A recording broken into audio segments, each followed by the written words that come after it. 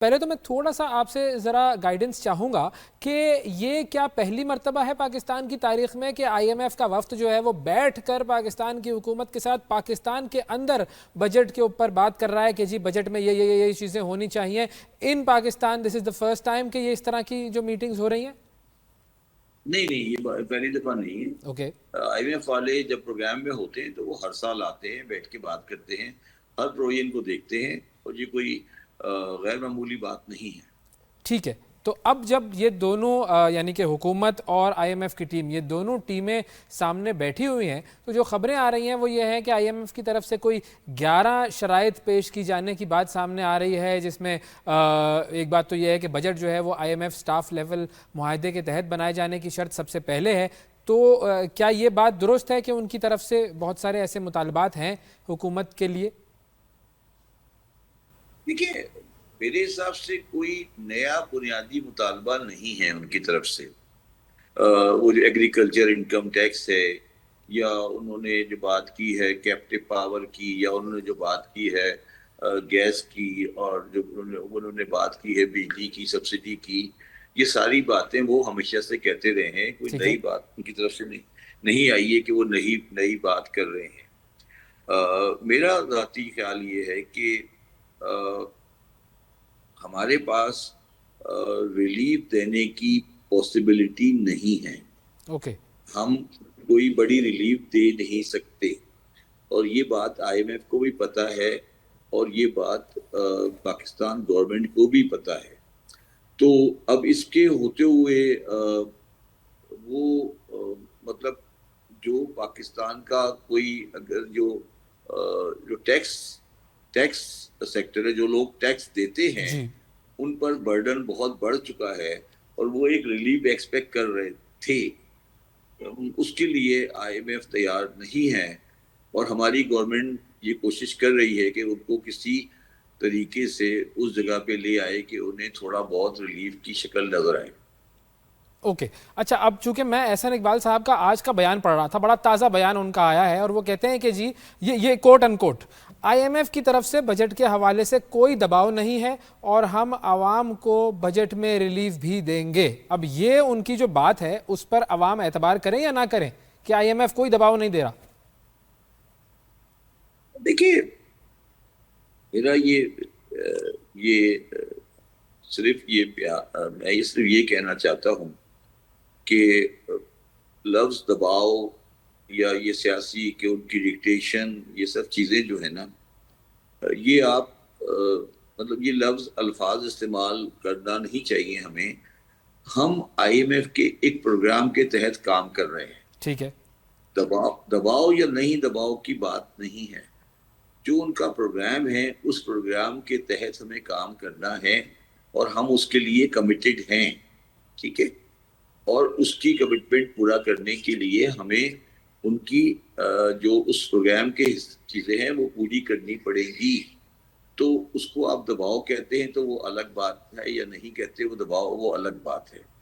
जो बात जो बात हमें समझनी चाहिए वो ये है कि हमारे जो बैरूनी जो बैलेंस ऑफ पेमेंट की पोजीशन है, जी। वो बहुत ज्यादा खुशगवार नहीं है। और अगर आपने आईएमएफ की रिपोर्ट पढ़ी होगी तो उन्होंने ये कहा है कि शायद हमें अगले प्रोग्राम में भी जाना पड़े। जी। तो मैं सिर्फ ये कहना चाहता हूँ कि तुम मुझे क्यों अंदर कराना चाहते हो, बस बस इससे ज्यादा मैं कहना नहीं बस चाहता। ठीक है, ठीक है, ठीक है, सही। अच्छा, मैं क्योंकि इस चीज़ की वजह से भी बहुत सारे सवालात उठ रहे हैं कि बजट जो है वो पहले 2 जून को पेश होना था, अब वो नहीं हो पाएगा, अब मामला जो है वो एक हफ़्ता कुछ दिन आगे बढ़ा दिया गया है। तो इसका मतलब है कि कोई ना कोई ऐसा पॉइंट है कि जिसके ऊपर हुकूमत और आईएमएफ ये दोनों एक दूसरे के आमने सामने है, कहीं अटक रही है बात। वो जो अटकने वाली बात है नहीं वो क्या है? नहीं, अटकने की वाली बात नहीं है। ओके। कोई अटक नहीं रही। तो अगर कोई कोई बदसूरत दुल्हन शादी होके आ जाए, हम्म। उसकी मुंह दिखाई जितनी लेट हो जाए इतना अच्छा होता है ना यार। हाँ, सही है, बिल्कुल ऐसा ही है। तो अब बात समझ आ गई आपको? बस अब ये है तो दुल्हन ही, जाहिर है कबूल तो करना ही है, आ तो गई है अब। हमें उसको हम बाहर तो नहीं निकाल सकते। अच्छा, एक एक चीज़ Yes. ऐसी कि जिस पर मैं जो पढ़ रहा था वो ये कि आईएमएफ जो है वो ये कहता है कि जी बेनज़ीर इनकम सपोर्ट प्रोग्राम के तहत दिए जाने वाले जो उसमें इजाफा हो, और दूसरी तरफ फिर बात ये सामने आती है कि तनख्वाहदार तबके के लिए आसानी नहीं दी जाती। तो अगर तनख्वाहदार तबका जो कि टैक्स भी देता है उसके लिए कोई आसानी नहीं है, लेकिन जो सिर्फ और सिर्फ पैसे ले रहा है, ज़ाहिर है वो गुर्बत की सदा से बहुत नीचे है, उसे हम कह रहे हैं कि मज़ीद पैसे दिए जाएं। तो ये क्या थोड़ा सा तजाद नहीं है? यार मेरी बात सुनो, फिर मैं वही कह रहा हूँ कि तुम चाहते हो कि मैं अंदर हो जाऊं। नहीं नहीं, बिल्कुल भी नहीं चाहता सर, मैं बिल्कुल नहीं चाहता हूँ। तो मैं ये कह रहा हूँ, देखो बेनजीर इनकम सपोर्ट प्रोग्राम उन लोगों के लिए होता है जिन लोगों के पास जो पॉवर्टी लाइन के नीचे रहते बिल्कुल हैं, नीचे, यस यस, वो गरीब लोग होते हैं और उसकी पैसे बढ़ने चाहिए और बढ़ने चाहिए, उसको डबल भी कर दिया जाए तो मुझे कोई परेशानी नहीं है, बिल्कुल ठीक है। और इस बारे में मैं आईएफ के साथ हूँ। अब जो दूसरा प्रॉब्लम है वो ये नहीं है, दूसरा प्रॉब्लम ये है कि आईएमएफ ये समझता है कि 6 लाख की सैलरी जो होती है पाकिस्तान में वो अमीर आदमी होता है। बस ये उसको समझाना है कि भाई 6 लाख साल की सैलरी का मतलब होता है 5 लाख रुपए, ठीक है? बिल्कुल, तो सॉरी 50,000 हाँ, 50,000 50,000 रुपये महीना। महीना, यस। तो उसको उसको ये समझाना है कि 50,000 वाला अमीर नहीं होता, वो भी गरीब है, वो पॉवर्टी लाइन के नीचे चला गया है आजकल।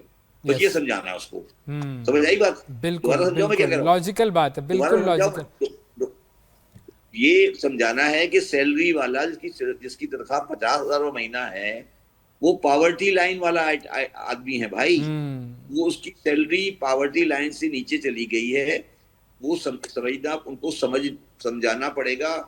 मगर ये समझाने के लिए जो सोच चाहिए वो हमें इस्लामाबाद में नहीं है कि इस्लामाबाद के आसपास सब कुछ हरा हरा है बेसिकली। हाँ, तो वो उन्हें फिर जो है वो किसी दूसरे सूबे में बैठकर जो है वो आईएमएफ से मुज़ाकरात करने चाहिए, ताकि उन्हें पता चले कि नहीं, नहीं आईएफ से मुलाकात करें ना लियारी में बैठकर, जहाँ आसपास जी, आगरा शहर है, इस्लामाबाद में बैठ के मुज़ाकरात करेंगे तो सामने हरा हरा है ना सब कुछ, यस, वो तो उनको हरा हरा नजर आता है फिर, ठीक है। एब्सोल्युटली। अच्छा, आईएमएफ को क्या ये चीज़ नज़र आ रही है कि हमारे जो हुक्मरान हैं उन्होंने अपनी तनख्वाहों में कितना इजाफा किया है, और वो इजाफा उन्होंने पता नहीं किससे पूछ के किया है लेकिन कर लिया है, और अब ये कर लिया है तो इसके ऊपर आईएमएफ नहीं देखता कि आप अपनी जो मराहत हैं वो बढ़ाते जा रहे हैं, अपनी जो तनख्वाहें वो बढ़ाते जा रहे हैं?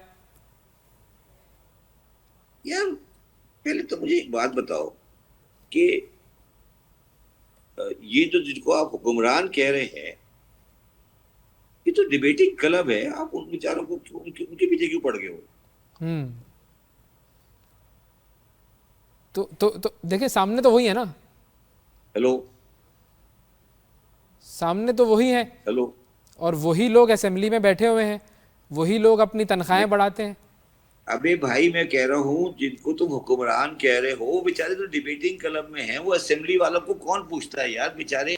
अगर वो 4 पैसे ले लेते हैं तुम्हें क्या परेशानी है उनमें सर यार? वो हमारे पैसों से ही ले रहे हैं ना, और अरे हमारे यार 370 एमएनए हैं बेचारे, डिबेटिंग क्लब में बैठे हैं, तकरीरें करते हैं, उनकी हैसियत क्या है बेचारों की? तो अगर वो बेचारे 4 पैसे देते हैं तुम्हें इतनी परेशानी क्या है यार?